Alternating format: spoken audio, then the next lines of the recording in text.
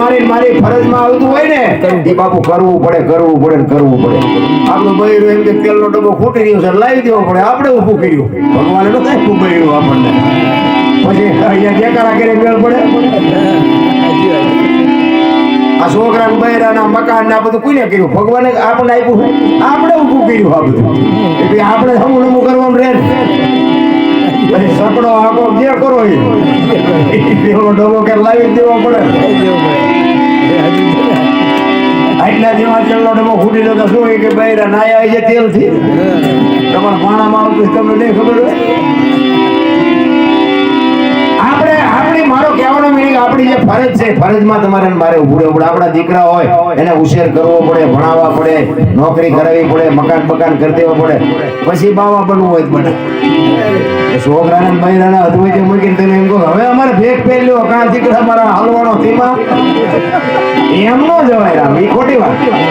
કહેવાનો મારો મીનિંગ ફરજ આપણે ઊભું કર્યું છે એટલા માટે, એટલે સંતો કહે છે ગગન મંડળમાં ચડીને ગોધા. તમારા ને મારા ગગન મંડળની વાત, મહાપુરુષો દેહની વાત કરી છે.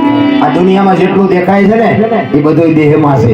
સૂર્ય ને ચંદ્ર ને ધરતી ને આકાશ ને પવન ને પાણી ને પ્રકાશ ને ઝાડ ને પાન ને નદીઓ નાળા બધું જેટલું આ દુનિયામાં દેખાય છે ને એ બધું નાશવાન છે, અને આ બધું છે ને અંદર છે એ બધું સત્ય છે.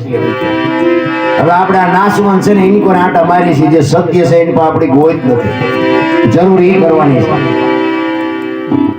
ભૂંડી ભાઈ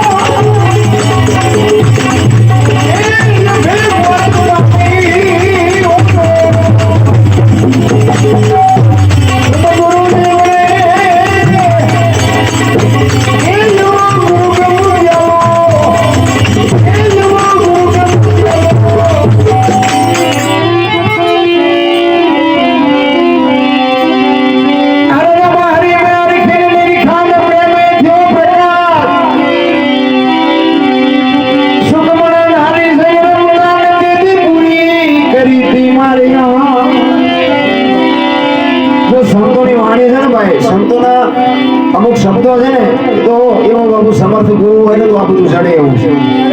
આ નોરદાન સુરદાન સૂક્ષ્મણાન ઇંગલાન પિંગલાન બંકનાન ને અગમગો ચંદ ત્રિવાણીનો ઘાટ ના બધું જો ખબર ન હોય ને તો ગોતવા મળજો ને તો બીડી ટૂટા મીણતા થઈ જશો. એટલે એ તો એવો બાબુ સદગુરુ એવો માથે ધણી હોય ને તો આ બધું નક્કી થાય, બાકી નક્કી બકી ન થાય. કે છે બધા આ બધા મા ધર્મ ને નિજ ધર્મ ને આ ને તેની બધા વાતો કરે. મને એમ થાય કરું આ ક્યાં હશે? હમણાં વાત કરી હતી ને બાબા, મારકુંડ ઋષિ શિવ ભોળાનાથ ને મહામંત્ર આપ્યો છે, અને મહામંત્ર શિવ ભોળાનાથે કોઈને આપ્યો એવું મેં નથી આપ્યું. તોય અત્યારે હાલી તુલી બધા કહે છે કે આને મહામંત્ર કહેવાય. તો ભોળાનાથ અમને ભેગા થયા છે. અરે બાબુ હરિશ્ચંદ્ર રાજા, અયોધ્યાનો સમ્રાટ, કાશીની બજારમાં રીંગણા વેચે બૈરું વેચી નાખ્યું. તેથી તારામતીએ કીધું હોત ને કે તમારે વેચવું એ વેચી દો, મને હું નહીં જાઉં તો મહાધર્મ ન હોતા દુનિયા. સગાળસાની ઝૂંપડીએ કેલૈયાને કાપ્યો ને પછી જો સંગાવતીએ કીધું હોત ને કે તમારે ખવડાવવું એ ખવડાવો, હું કેલૈયાને નહીં આપું તો આ મહાધર્મ ન હોત. જલાની ઝૂંપડીએ બાબુ અખિલ બ્રહ્માંડના માલિકને જેથી થકો થયો અને કીધું તારું બૈરું મને આ તેથી વીરબાઈએ કીધું હોત ને કે મારા બાપાએ શું 52 આપવા પીછે તો આ મહાધર્મ નો હોત. સતી તોરલ અને જાડેજાએ કીધું કે જે કરવું પડે એ કરજો પણ આપણો આશ્રમનો ધર્મ ન જાય. ઈ જો તોરલે કીધું હોત ને કે તમે ગનિયાથી લાવી દો બાકી મારો દેહ અડાને નહીં મૂકું તો આ મહાધર્મ નો હોત. કોની પાસે વાતું કરીએ રામ? તો એવા બે અધિકારી બેઠા હોય એટલે મુજરા કરવા પડે છે. શું નકર વાતો કરીએ? મહાધર્મની વાતો ક્યાં જઈને કરીએ? એવો ભોળો નાથ બાપુ પાર્વતીને નથી આપ્યો, એમાં તમને ને મને ક્યાંથી આપે? જેનું અડધું અંગ હોય ઈ જો ન મેળવી શકતા હોય તો તમે નું શું મેળવી શકવાના? કાચો પાડો લક્ષ્મણ જાણજો જેવા તેવાથી જીરવો ન જાય. પાત્ર છે છોટા ને વસ્તુ છે મોટી, આ ઠામ વિના નો ઠેરાય. ઠામ બનવું પડે પેલા.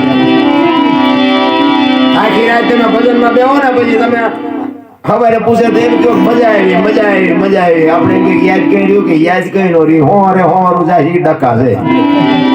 આ પાત્ર બનો ને બાપુ તો મેળ પડે.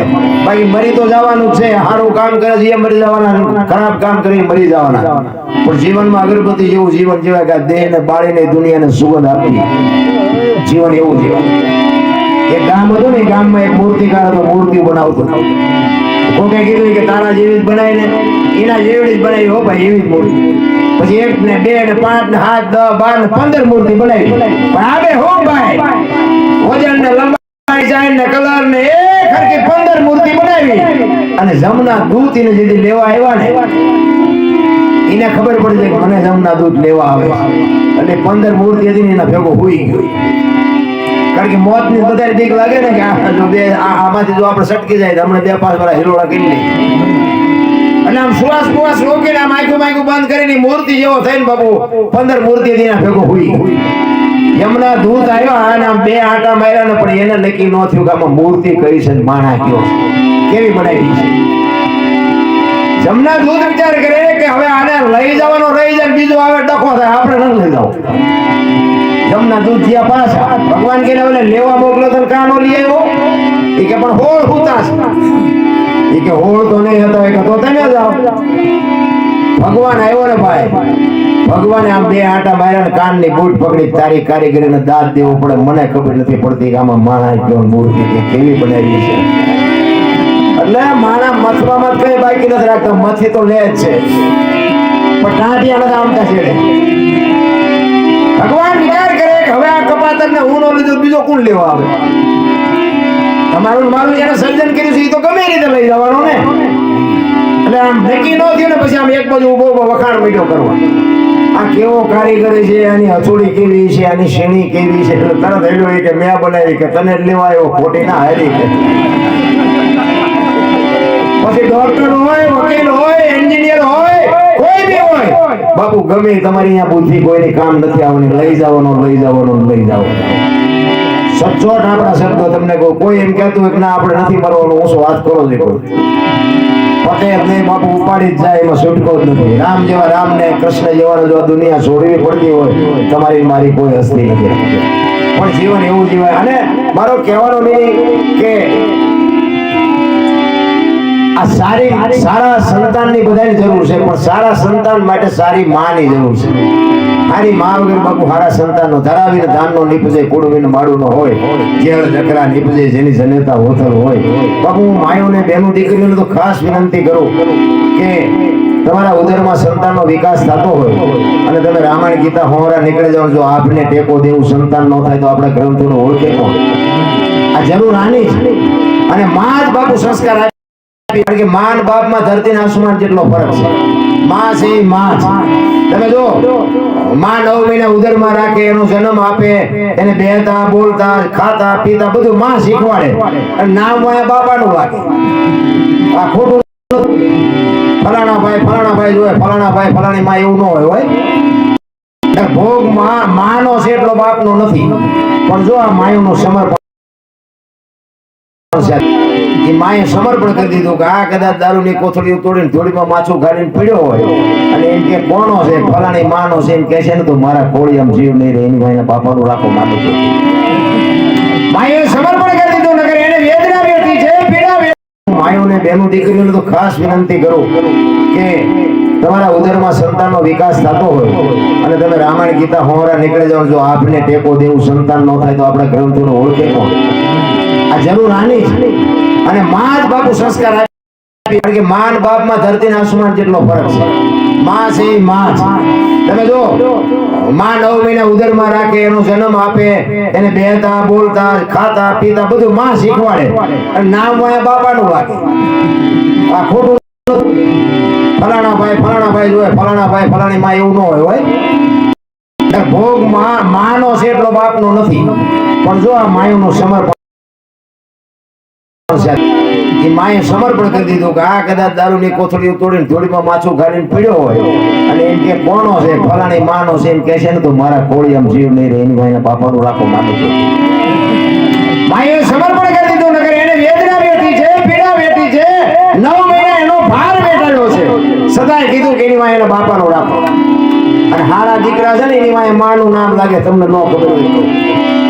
હનુમાનજી કોનો, અંજનીનો, કર્ણ કોનો, કુંતીનો, ભીષ્મ કોનો, ગંગાનો, શિવાજી કોનો, જીજાબાઈનો, ગાંધીજી કોનો, પુતળીબાઈનો, હારા હારા માના બગડેલા બાપાના. એટલે તો માં ઉપર બેઠી છે. ખજામ જાઓ, આરાસુર જાઓ, પાવાગઢ જાઓ, ચોટીલા જાઓ, બધે માં ઉપર બેઠી. શું કામ? મારા સંતાનની નજર રહે એટલા. બાપા બધા ફોયરા છે, તંબકેશ્વર ને રફાળેશ્વર ને ફોયરેશ્વર ને રિયા સલપુ દાબે. માર બાપ તો બાપુ ધરતી ને આસમાન માં છે, તો માં છે. રામ, હું તો એમ કહું કે એક માના બાપના કાળજા ઠારજો બાપુ, કોઈ જિંદગીમાં વાંધો ન આવે. પણ અભાઈ છે અત્યારના અમુક જોવાનીઓ કે મા બાપ હોવા છતાંય હારા મા બાપ ને એક જો 2 ટાઈમ રોટલો ન દેતા હોય, એ દીકરાઓની અભાગ છે. હું તો એમ કહું છું કે આ માણા બન્યો તોય શું, ન બન્યો તોય શું, એનો કોઈ અર્થ નથી. બાકી તમે મા બાપ જેટલું જીવે, પોણા ભાગનો પલ્લો તો કાપી નાખ્યો ભલામણા. હવે એ તો શેઠે પડ્યા છે, હવે કેટલું જીવીને જીવવાના. હવે આટલા સમય તમે પાછા એમ કે મારી વહુ બાને નથી બનતું, અત્યાર સુધી બેટા મારા બનતું હતું, હવે નથી બનતું. તો આ વહેલું બનાનું, આ વહેલું આ હંકલો કરવો હતો ને, તારે તો માં કરતો, અને હવે નથી બનતું. આને ખબર જ નથી તારો જન્મ થયો હતી, માને હું વેદના હતી, તારી શું દશા હતી, એ આવી ખબર જ નથી.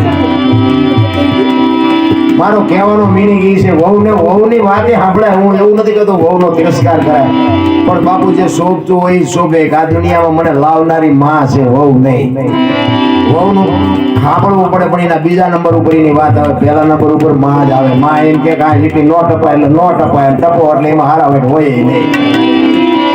કહેવાનો મારો મીનિંગ, આ રામાયણ ને ગીતા ને ભાગવત છે ને બધું મને તમને કહે છે. કારણ કે આ રામાયણમાં છે ને એક લક્ષ્મણ રેખા સીતાજી ઓળંગી ગયા, હરણ થયું ને, એ એક સીતાજી માટે નથી, આપણા બધાની માટે બાપુ લક્ષ્મણ રેખા તો હોય. માં બેની મર્યાદા મૂકી દે દીએ ગાળ્યું ખાય, માં મૂકી દે દીએ ખાય, વહુ મૂકી દે દીએ ખાય, છોકરા ટપી જાય દીએ ખાય. લક્ષ્મણ રેખા તો બધાની મેં હમણાં કીધું એમ આપણે ઊભું કર્યું, આપણી ફરજ છે. ફરજમાં ન રહ્યો તો આમાંથી ન હાલે બાપુ. ફરજમાં તમારે રહેવું જ પડે, અને ફરજ ચૂકી જાઓ એટલે સમજી લેજો તમે રેખા ટપી ગયા, અને રેખા ટપી જાઓ એટલે તમારું આ દુનિયામાં હરણ જ થાય બાપુ. રાવણ રખડે છે, હજી મરી ગયા એવું માનતા.